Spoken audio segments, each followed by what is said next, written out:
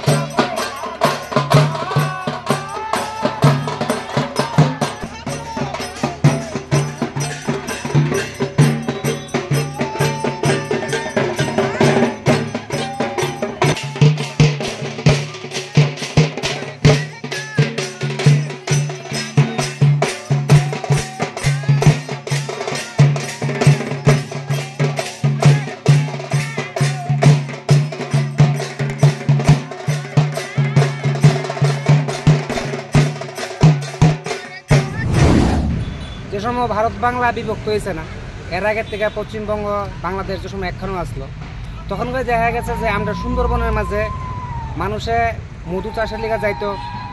ওইখানে মাঝে বাঘরা royal Bengal tiger যেটা কই আমরা ভারতবর্ষে, ওইখানে মানুষেরা মারে নিত। তাই এখানে যারা আদিবাসী সম্প্রদায় তারা একটা প্রচলন হচ্ছে, যদি বাঘের পূজা দেওয়া হয় বাঘ শান্তিতে থাকবো, তাদের কোনো ক্ষতি করতো না, তারা ব্যবসা বাণিজ্য আয় উন্নত হইব। তারপরে দেখা গেছে এটার মাঝে একটা ধার্মিক দিক আছে, যে আমাদের দেবতার যে আমরা আদিশক্তি মা মহামায়া দুর্গা কই, ঠিক আছে, ওনার বাহন সিংহ বাঘ।